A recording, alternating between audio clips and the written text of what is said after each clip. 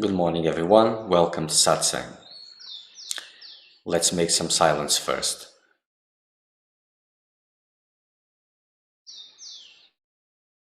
Quiet your mind.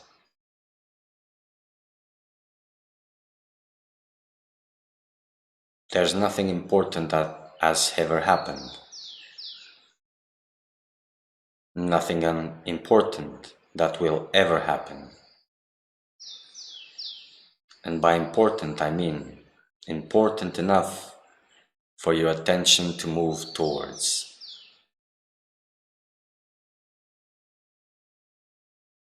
I am not that which passes by. I am stillness. Unchanging stillness. Timeless stillness.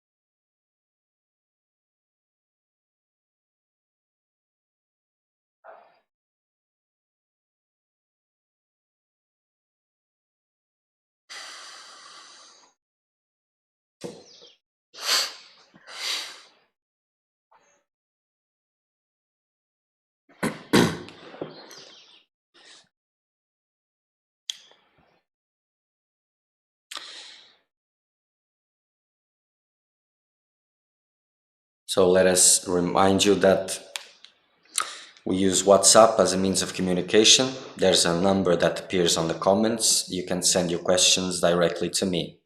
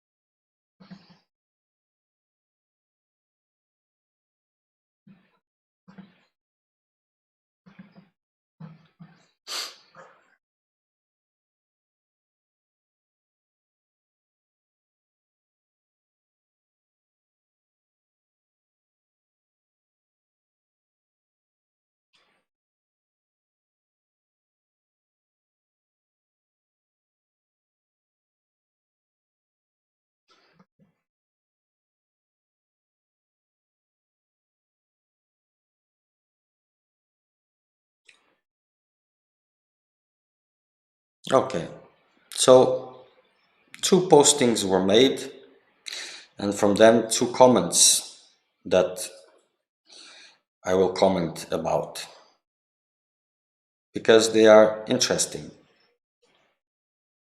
So there was a posting made about every time is an opportunity to surrender to the divine. There was one comment that said, I'm not fond of the word surrender or servitude. As a theosophist, I am but another vessel or another lens of possibilities for all to view through, whatever. This is an example of how things have migrated from one place to another. And of course, always with the best intentions. And that's why they say that the hell is full of best intentions.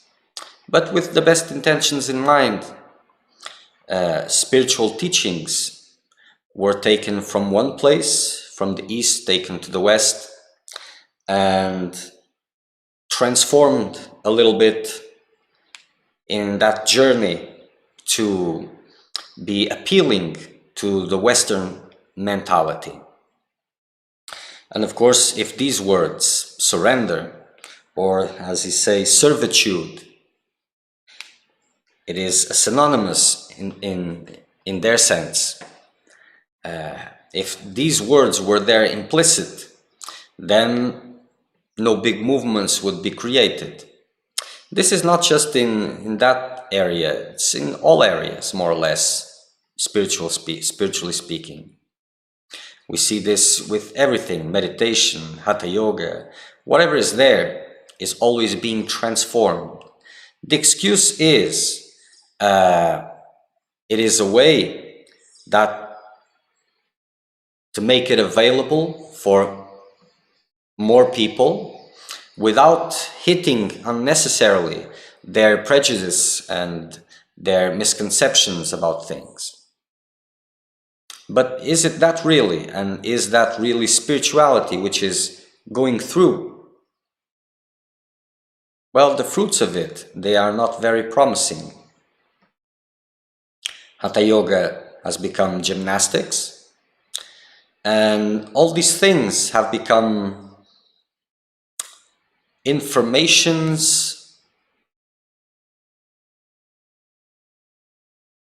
about the dream, more or less. Not wisdom, not wisdom. And, well, as in Theosophy, I've never heard of a master got enlightened through it. So maybe the answer is in this comment. Because every real spiritual path has a soul. It's like a body, a physical body, has a soul. That's what gives life to it. Without that soul, that physical body is just a corpse. So a spiritual path, a real spiritual path, must have a soul. Without it, it is just a bunch of words, nothing more.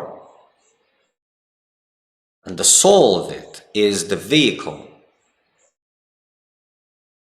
not the body.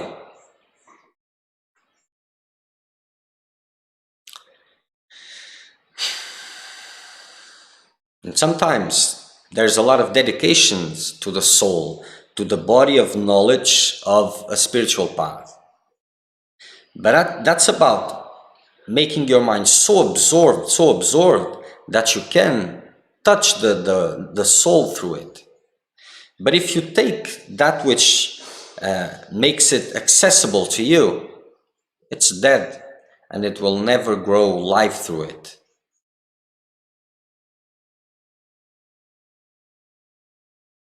So if surrender to the divine equals servitude, it is the highest servitude. And that servitude probably is, not probably, it is the highest achievement of human existence or other existences.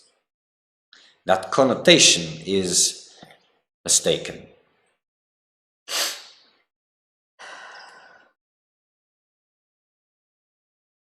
And this is why I always direct seekers as they are trying to figure out something. I direct them towards the old scriptures, which are preserved in Indian culture. Thanks for them. Because those old scriptures, they are not full of these new nonsenses. So these translations that the majority is having access, especially in the West, they are already a product of interpretations, adaptations, with some sort of intentions in mind.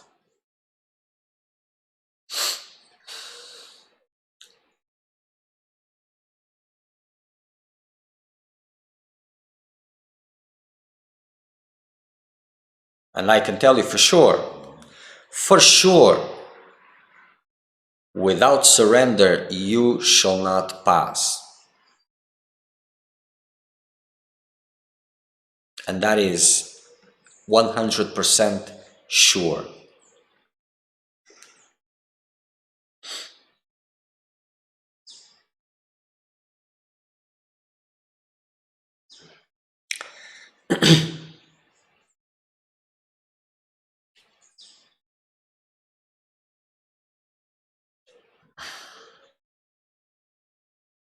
Another comment was about increasing the time of devotion.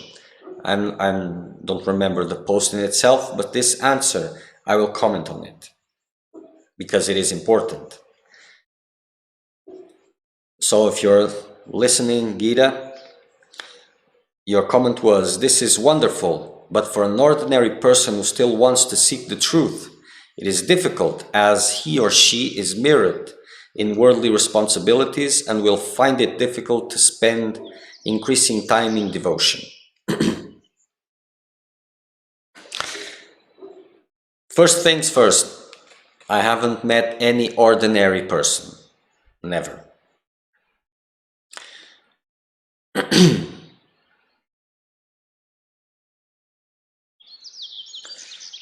The question is, who still wants to seek the truth?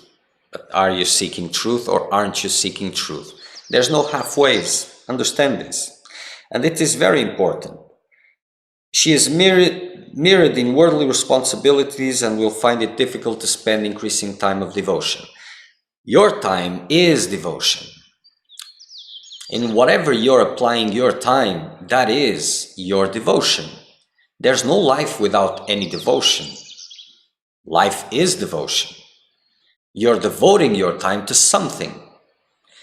If it is meaningless or full of meaning for you, it doesn't matter. That is your devotion. So, the quest for truth implies that you fully embrace it. And by fully embrace it, the quest for truth, you are letting go of everything else. that is concentrating your devotion. If you're applying yourself to those worldly responsibilities, that is your devotion. You're devoting yourself to them. Understand this. That division that you are making in the time that you are applying, that is according to your values. And I know there was another comment made by you that you're going through difficulties. And difficulties, they are there to show you what are the values that you are really upholding. And they are there to test those same values, to make you reflect on them, if they are worth it. Observe the world as it is now. So many people devoted to security, wealth, and possessions, and all those things. And everything is being threatened now. It is an opportunity for reflection. What values are you upholding? Because if you are holding on to devotion, whatever difficulties come in your life, it will only increase your devotion. It will make you turn more and more to the divine, and you won't be so much affected by other kinds of difficulties. But when these other kinds of difficulties start to shaken you, to disrupt your safety, your feeling of security, then that means that you were holding on to those values, that they are a part of you.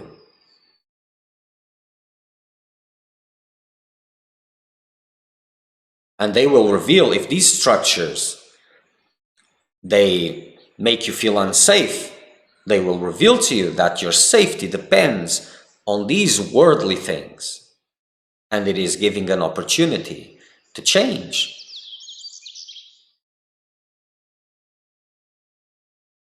What's a difficulty for one person, it's not a difficulty to another person.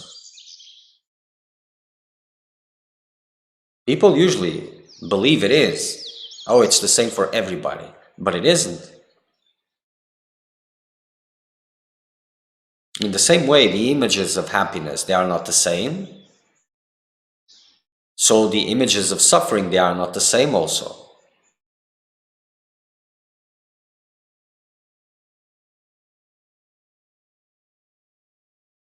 It is about values. Sometimes I hear people say, oh, but I've met someone that has nothing, and I imagine it must be liberating not having nothing. Because you don't suffer. You don't have to protect this or that. But I've never seen someone going through that reasoning and at the end of it renounce everything it has and enjoy that freedom. No, never seen that. Even if they admire it, and that admiration is already sending them a notice, but never seen this attitude. If you're anchored into God, surrendering to divine will, how can these other things affect you? If they are affecting you, that talks about your values, the things that you value in your life.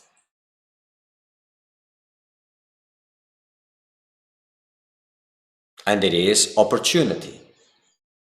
But understand that the time that you are applying is devotion. So if you're using your time to pay the bills, and that is your devotion.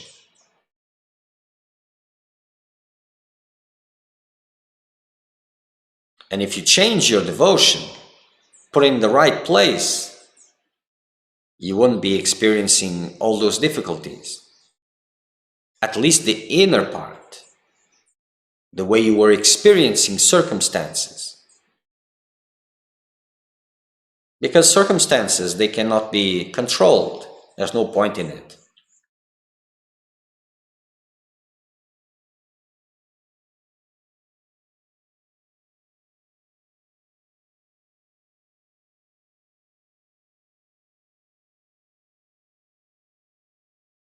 So the time you're using, that is devotion.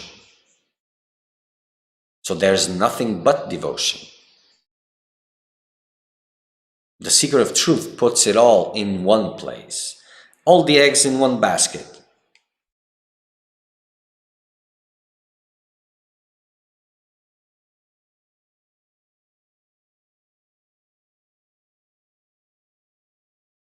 So for someone who's having those difficulties, maybe that idea of I don't have time to stay in devotion, it may make sense, but it doesn't. You are in devotion according to your set of values. And if you want the spiritual fruits of freedom, then you have to align your values with freedom.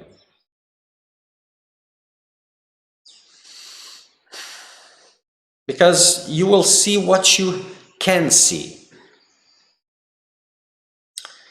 If you're devoting your time to surrender to the divine, you will see more and more that it's worthwhile. Maybe not in the beginning because, well, it has to mature. But eventually, yes, you will see that. And it makes more and more sense if you put your devotion in survival, in materialism. You will also see that more and more it makes sense. Either because abundance is coming or because abundance is going away. And the fear that things can go wrong increases, and that gives justification of doing more and more. So everyone sees what they can according to their own set of values. This is why spiritual philosophies bring with them a set of values that are given as something to cultivate inside yourself. Why is that being given? Because it's not natural, more or less, to find that in a seeker, not in the beginning at least. So these other values have to be cultivated. But without them, and whatever you will see will just justify the values that you are upholding.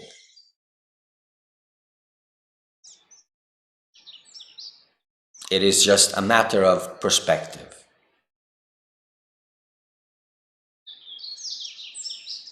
But understand, it's not that you're not having time to increase devotion. You are dividing your devotion. It is different. Whatever you're giving your time to is your devotion. And your devotion will always bear fruits. Sometimes it's difficult to understand what kind of seed am I putting on the ground. What kind of seed? And as it starts to sprout, it still can be difficult to see by the leaves of the plant, the structure, what kind it is. What is it? But usually when it bears fruits, then you can be sure of what kind it is. So from the investments that you are doing in your life, it may be difficult for you to understand what kind of investment is this? Is this towards freedom or not? But from the fruits, then it is unmistakable.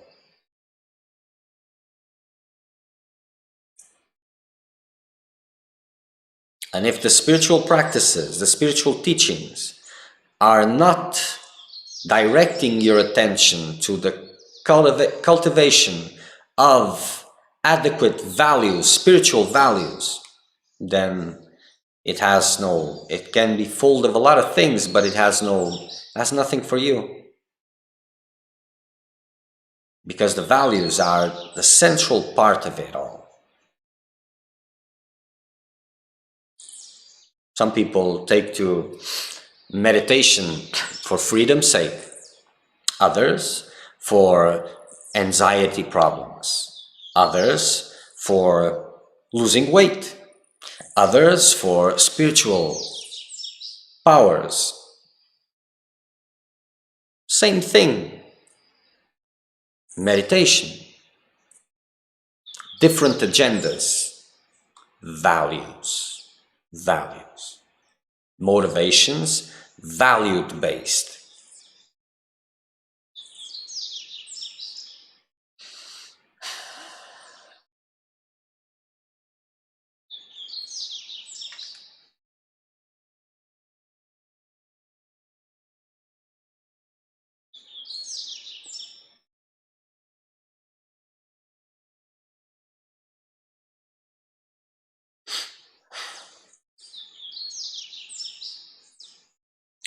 I will answer your question now.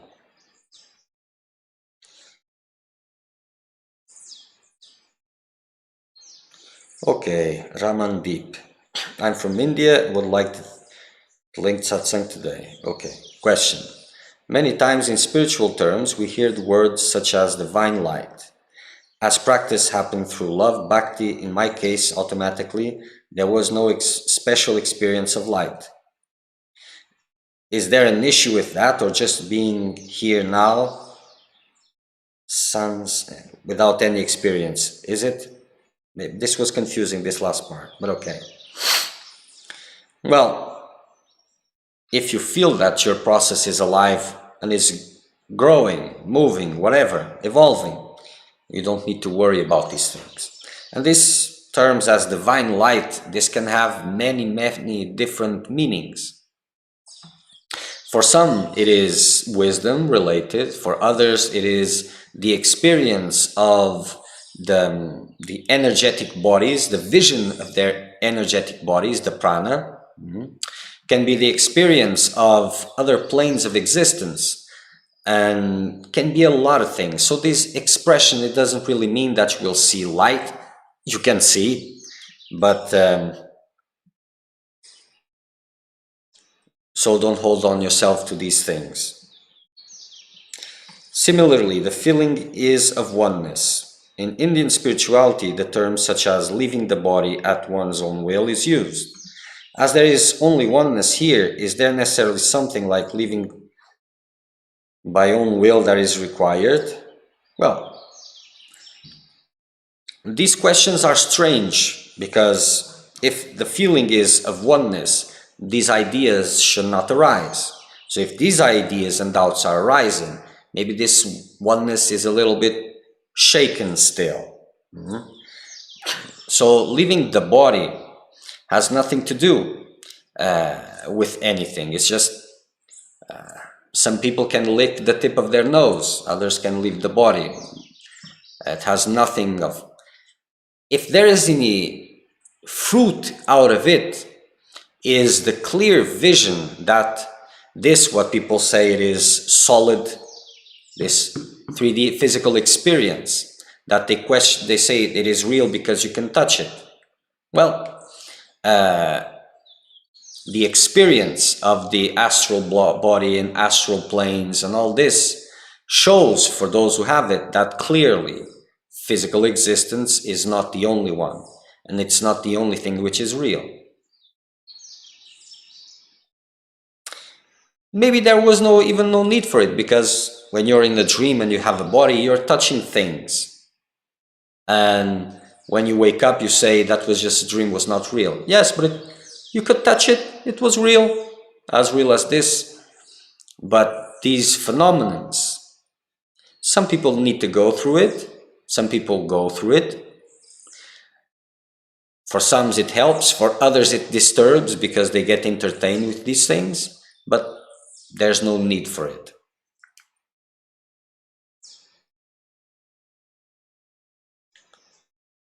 In my journey, I don't feel there is anyone left to leave. Own will. And that there is own will mostly, except in case there is something purging that happened. This part I didn't understand. So if you can explain a little better, that would help. But understand, these spiritual experiences, spiritual terminologies, concepts, this is very relative, and this doesn't mean anything. For example, in these Western philosophies, like Theosophy, for example, and others, they spend a lot of time studying all these realms, all these things, and this is knowing. A lot of time is spent to know about the complexities of the dream. And the only thing you need to know about the dream is that it's a dream. So the physical aspect, the astral aspect, and the other aspects beyond, they are just an enlarged picture of the same dream, of the same illusion. They are not reality. Some people believe that that which comes from the astral planes, it is more enlightened, but not necessarily.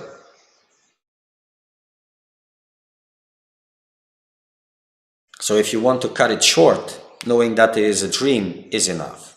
And then each one, by their own needs, will be subjected to certain different experiences. If they need it. If they don't need it, they won't. So the one who is having a lot of spiritual experiences, so-called spiritual experiences, and the other one who has no experiences at all, it doesn't mean that one is more advanced than the other. It means nothing of the sort. So if you're having experiences, okay, fine, don't get attached to them, don't give too much importance to them, and just continue like they weren't even there.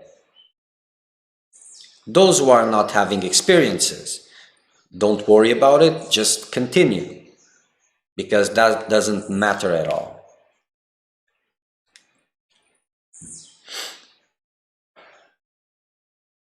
Okay, you're welcome.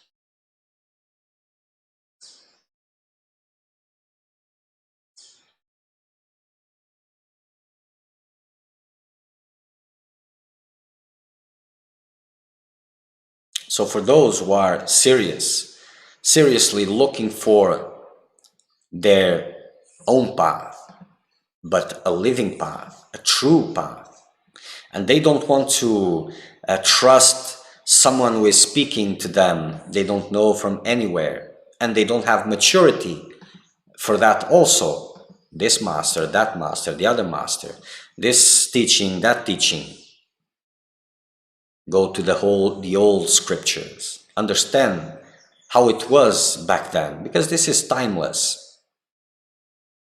These days it's very difficult to find something that worth the paper it is written on,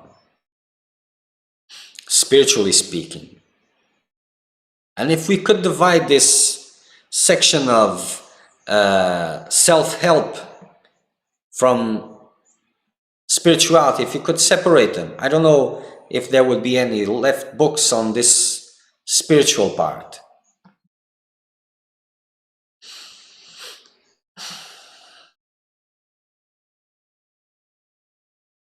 But thanks for the Indian tradition, this spiritual wisdom is there, is protected, and you can have a vision through time how things went, and how different things are now. Not saying that there wasn't some wrong things also, yes, but that is part, it is human nature. But things in this moment have come to a time that they are so twisted, that you cannot find anything. But eventually, if you center yourself into meditation and practice it intensely, things will start opening up for you, because that which points the way comes from that silent stillness, not from this mental reasoning. So whatever is important for you, it will not be your mind that will understand it, that will say, oh, this book is nice, or that thing is good. It will have to be an inner pointing, because it will have to come from the wisdom which is inherent in you. And it's not here, believe me. The more you're rooted into this, the more you're rooted into ignorance. And I'm not talking about good intentions. Like I said, there's an expression that says, with good intentions, the hell is filled with, or something that goes like this.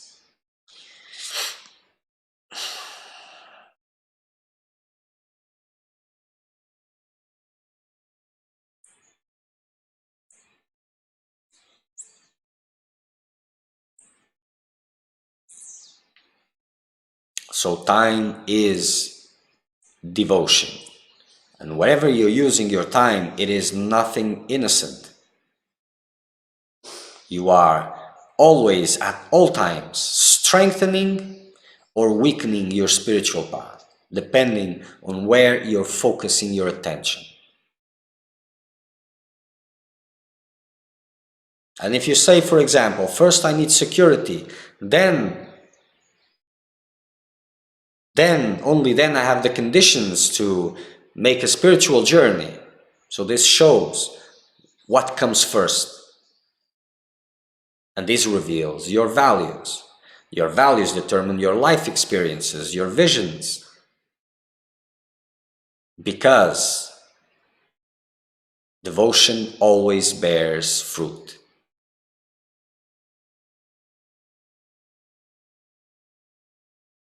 And whatever fruits are coming, or whatever frustration is there for the absence of fruits, reveals your motivations, your real aspirations. Because not just because you're desiring something, it means that it will come. It doesn't. But if you're suffering for it, then it reveals the importance it has to you. So a seeker of truth suffers because he hasn't achieved it yet. He's not experiencing God oneness.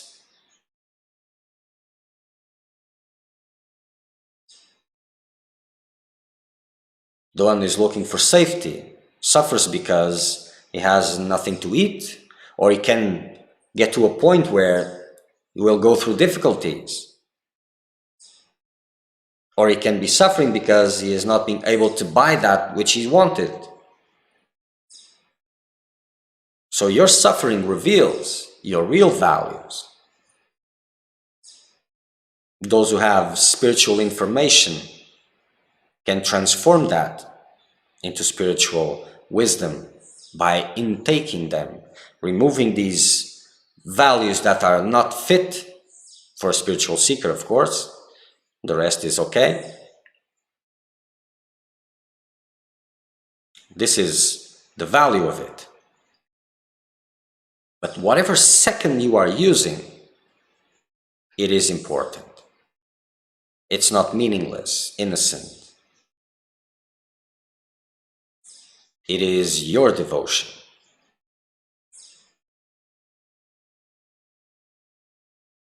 Clear, focus, Devotion brings the highest fruits. Mistaken devotion, divided devotion, brings suffering eventually, or emptiness, which is suffering. It is like this. Okay. So next satsang will be Saturday, 9 o'clock in the morning, Brazilian time, UTC -3. Any questions you can send either now or whenever you are seeing this satsang, and I will answer in the next one. Until then, make the best use out of it. Use your time wisely, more and more. Make it count. Much.